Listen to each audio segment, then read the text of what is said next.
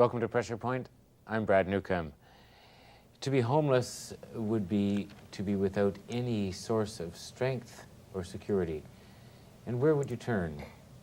What happens when the services that are provided work well? What happens when they don't?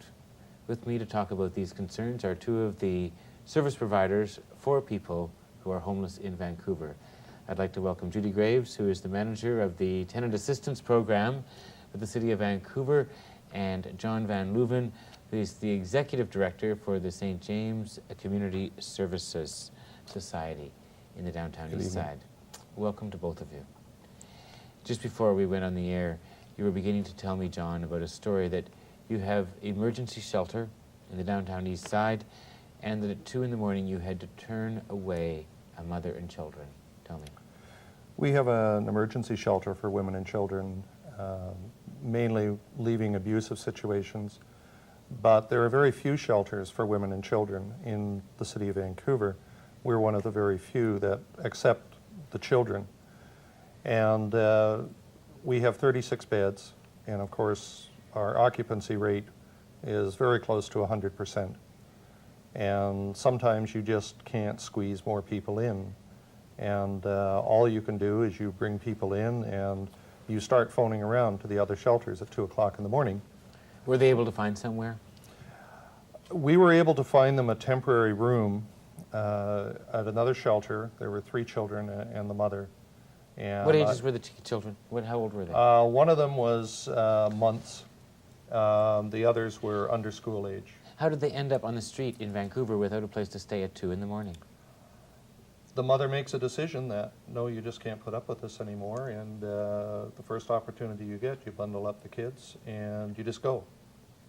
And you hope that you will find somewhere. There are contact points that put you in touch with the shelters, and you just hope that one of those contact points has a space for you and your children.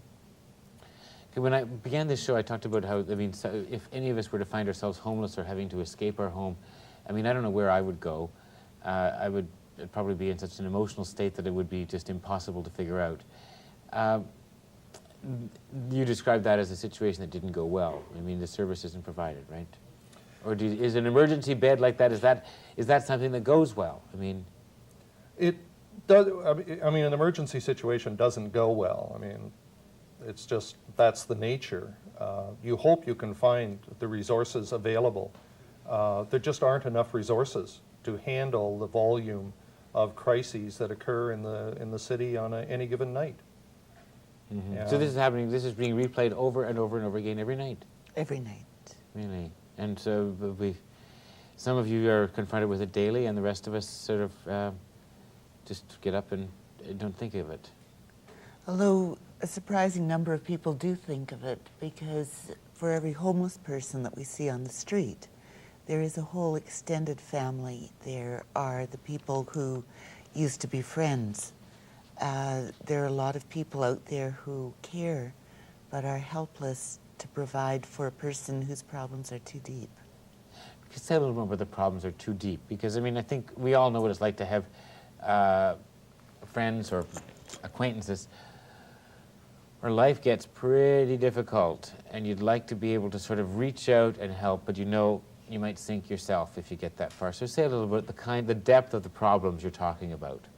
Sometimes the problems that will result in homelessness are problems that need professional care, or even just the care of experienced service providers that families, by and large, are not equipped to handle serious problems with addiction, not equipped to handle the very, very serious and multifaceted problems that come with mental illness, and often need the supports of the entire community to really look after their relative. Well, I know, Judy, you're part of what's called the Tennant Assistance Program in Vancouver. Yes. And that looks into relocation. So say a little bit about what you do and you're relocating from where to where kind of thing. Well, as a tenant assistance program, we consider a tenant to be anybody who doesn't own their own home. So I may work with someone who is elderly and disabled, with someone who has poverty as a major issue in their life, or perhaps be working under a bridge in an abandoned garage with someone who has substance abuse or mental illness problems. In terms of relocation, we're always hoping to keep people in the neighborhood that they've come from, to keep as much as possible the community supports that they've built around them, to keep people living inside in anything that they can say, this is my place. The shelters are a very, very valuable service, but they're not housing. And what a shelter will do is take someone who has been living in the street and work something like a decompression chamber to bring them back into society and make it possible for them to move back into housing.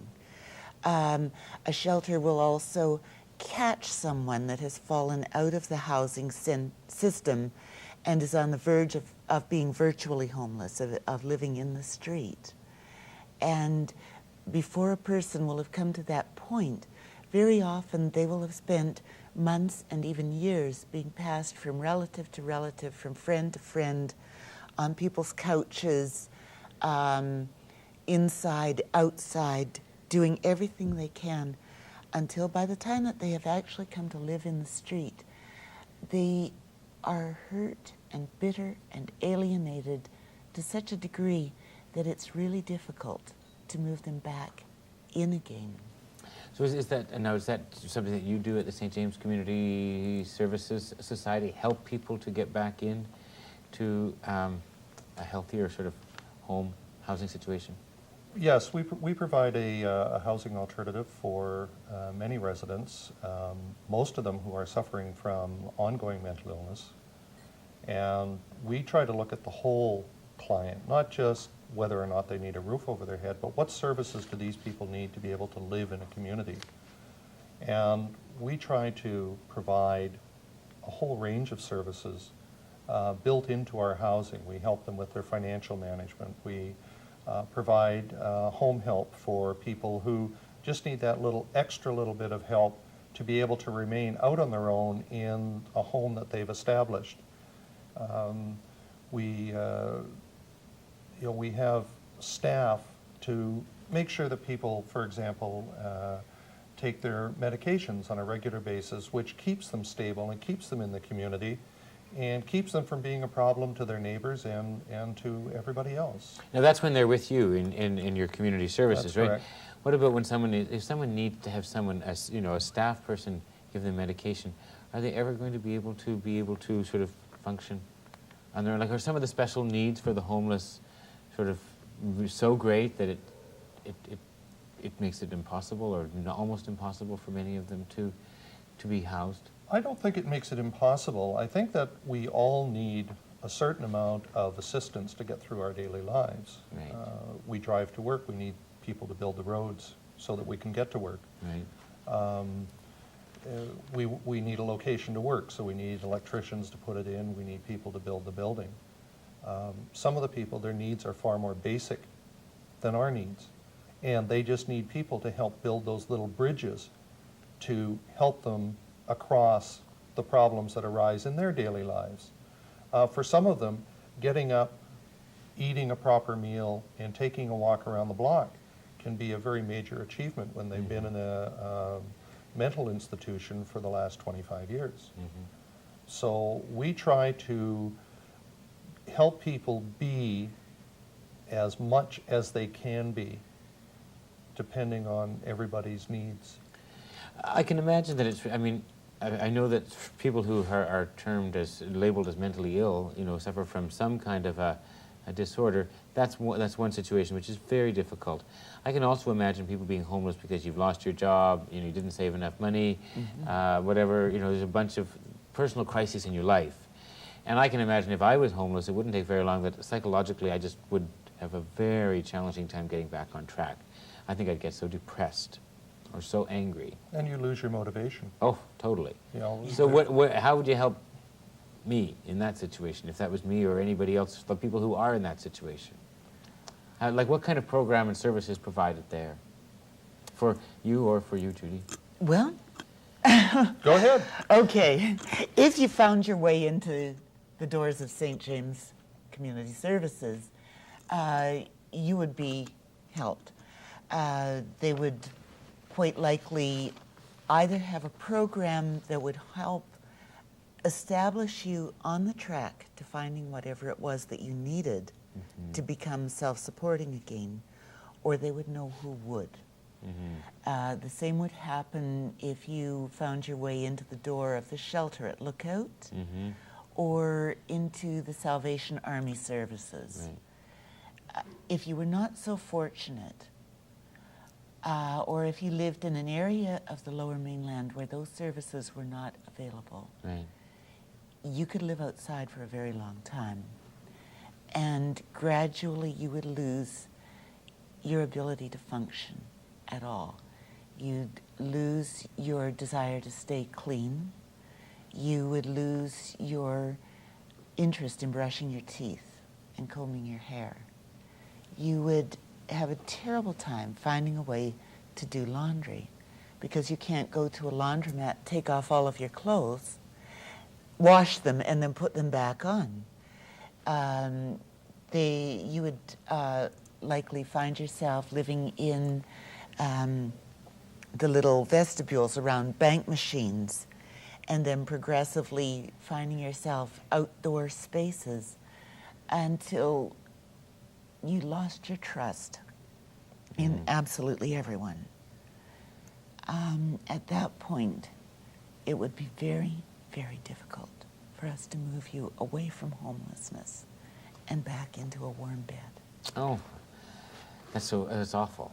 I mean, that just feels. It is I mean, it just feels like awful. as you were describing that, it just feels like I was getting downer and downer and downer. I mean, it was, very discouraging. But the reward of the system is that when you are able to take people and then you are able to rebuild their trust by providing the housing, providing the meals, providing them with a place to do their laundry, to start taking pride in themselves again and remotivating them. And that's really where the reward comes out of the whole system. And That's your system as a service provider, no, right? not just as a service provider, but as a network of service Okay. providers. And what do you call that network? You call that the... Well, we just call it a network. I mean, there certainly is an emergency shelter group called the Shelter Working Group. That's the one that we want to put up on the screen, right? That's right. That's right, And, yes. and that is the Shelter Working Group that currently is working on what we call our cold or wet weather strategy Right. to establish our shelter for over the winter for the people who do find themselves homeless and the resources aren't there to find them permanent housing. It's, I don't think it's ever easy, but it's certainly more survivable to live outside in the summer. Right.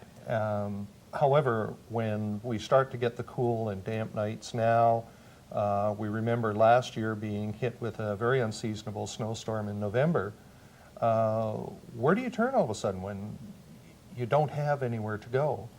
And there's a network of service providers, government agencies such as the Ministry of Human Resources, and other charitable groups and churches who are working together on an ongoing basis to get this type of shelter put together so that we can deal with the people over the winter, to give them a roof over their head, a warm meal, and a place to dry their clothes out. It strikes me very much as that it could be, I mean, it could be kind of an us and them kind of an issue. Like for people that are comfortable in their homes, that just feels like so far away. And there may be many people who find themselves as homeless who could never have imagined themselves in that situation, you know, and there's just this huge gap between the two. How do people like yourselves help to inform the rest of us and sort of help to create a political will to respond to this crisis? One of the great rewards, I think, in the work is to watch people come up through the shelter system into some stable housing to begin to get the supports that they need around them, and then start to reach back to their families and to their previous friends. And that is probably the best education of the community that exists. All of these people are attached somewhere. Education of the community, I like that phrase, to education of the community. And it's just an ongoing, I mean, everywhere you go, you're talking the subject. You know, you're talking about shelter, you're talking about homelessness, and it's just an ongoing dialogue. And it never stops because there's always a need there. And it was particularly, I mean, the story that you showed at the beginning of the program, when you talk about a mother and 3 sort of under grade 1 age children at the shelter's door at 2 in the morning. Well, Judy was, before the show, she was passing on a story that in one area of town we're seeing a lot more women and children in the food lineups. And the children will be handed a sandwich that it's 2 slices of bread and it's cut in half. And the child will eat one of the sandwiches now and put the other one in their pocket to take it to school for lunch. Yes, and this is happening because the very basic housing, a 1-bedroom apartment can very easily cost $700 a month in Vancouver. The mother will have very little, over $1,000 a month to pay her rent, her food, her clothing, her hydro bill, medical expenses for the children. And the money simply can't stretch that far. It's not a matter of mismanagement. It's a matter of money only goes so far. And the children are hungry. You mentioned something about a strategy for cold weather strategy. How do you work together in terms of those kinds of things? I mean, we meet incessantly.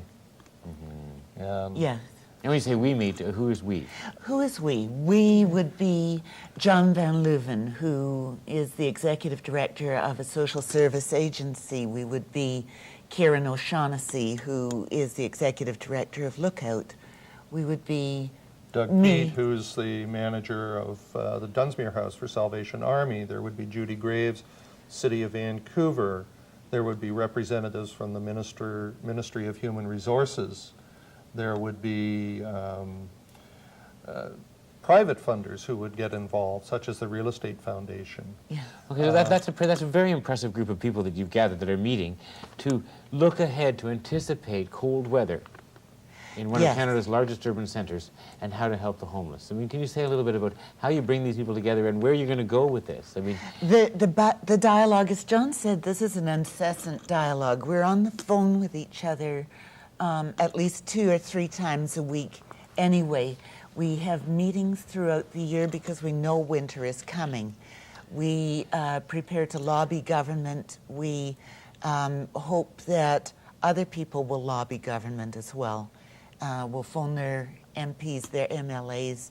Will give donations to groups like St. James, like Lookout, like how do we know? Salvation How do we know? Army. So then we can phone, say something like the shelter working group, and find out who are the people to give the money to. But let's just go back to this cold weather strategy.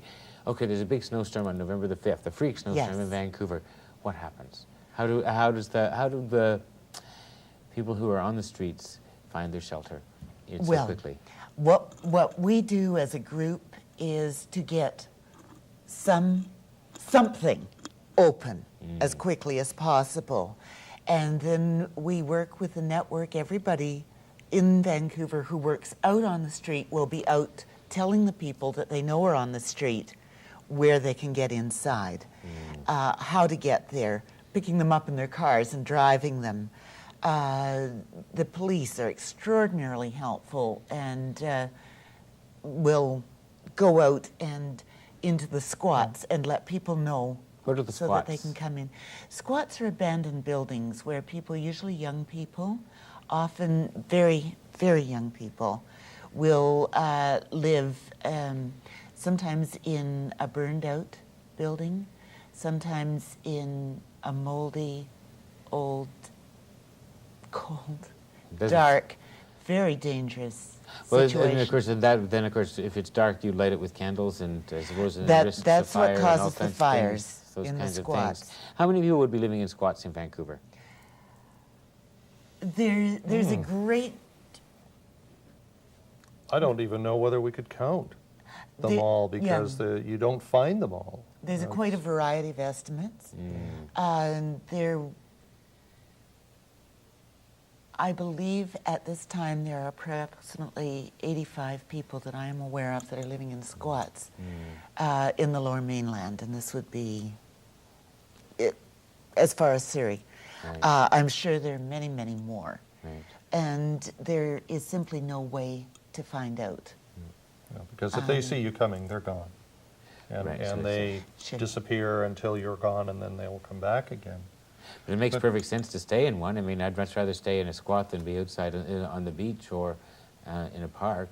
It's a moot point, and each person who's living outside has their own preference. Okay, I suppose that makes sense. You're right. I mean, I just immediately thought, well, no, I'd much rather be inside rather than outside. But when you ask how you do this, last year, of course, we got hit with a very sudden snowstorm, and Vancouver General Hospital threw open their nurses' residence, the old nurses' residence, on very short notice.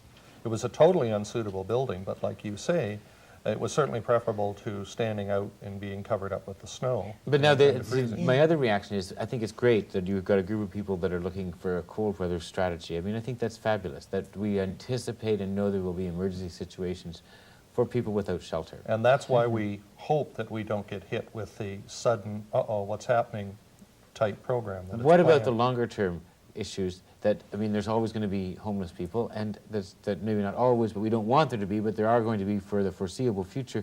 And how do we get those people off the street into something more permanent? Okay, Brad, well, in part, Right. in part, I don't believe there are always going to be homeless people. Okay. I think if we all think back 20 years ago, Right. homelessness was relatively rare in Vancouver, and homelessness ebbs and flows following government policies and laws. Policies can be changed, laws can be changed, and it's a matter of people, and I believe that people in this city care very, very deeply. I get phone calls almost nonstop through the winter from caring people. I think caring people want to know what they can do. And I think that what they can do is put a great deal of pressure on their provincial and federal government representatives and say we're not prepared to watch people dying in our streets. How do you put pressure on politicians? I mean that sounds like a simple, dumb question, but I don't know. I mean, you write a letter. Brad, you phone, you write, you fax. Right, okay. You get your friends together and you phone and you write and you fax. But And if it you have a works. choice, write. Because they will tell you that a handwritten letter is worth 100 phone calls because they've got something physical sitting on their desk. So write your MLA, write your MP, and and make yourself heard. We don't want to become like the cities we read about in the States, where people are sleeping over heating grids in the streets all the time. We think we're different from that, and we think that we can make a difference, and that's why we're all working so hard at it. Personally, when you work hard at this, seeing people in such dire straits, tremendous need, it must affect your own spirits. How do you say a little bit about that, how it affects you personally? Do you take it home? I mean, when you go to bed and you know there's people out there in the streets, how do you handle that? With difficulty. It's pretty difficult to go home and sit down at a family dinner table knowing that there are people that would eat that much food in a week because it's just not available. It can be very difficult, and it's got a very, very high burnout rate. I bet. And yet when you go past the burnout, and past the burnout, and past the burnout, because I think during maybe the first 10 or 15 years of this work, you burn out frequently. And then I think you learn how to respect your own very small place in the universe and the very small amount that each of us can do. And I know that as I go home on the bus each night, I make contact with God and give everyone I've worked with by name over to God. And it keeps me sane overnight so I can come back and work again the next day. So that yes, you're getting strength and support from God and From God from the other people and that you from work my with, community. from the community that you work with. That's another very important part. It's a very supportive community. A very supportive community. It's a very tight network. Everybody knows everybody else. And when somebody's in trouble, everybody knows it, and the support is there when you need it. So we support ourselves as well as supporting the people that we're out there to help. Well, I just think that you're doing some terrific work in the Tennant Assistance Program, St. James Community Service, and it's the Shelter Working Group, which is an umbrella group in Vancouver's downtown east side. Judy and John, I want to thank you for being guests here on Pressure Point. Really appreciated your sharing. Thank you very Brad. much. Yeah, good to have you. I've been talking with Judy Graves, who is the manager of the Tennant Assistance Program with the City of Vancouver, and John Van Luven, Executive Director of the St. James Community Service Society in Vancouver's downtown east side. We've been talking about responding to the crisis of homelessness in Vancouver and in BC. Thanks for joining us on Pressure Point. I'm Brad Newcombe.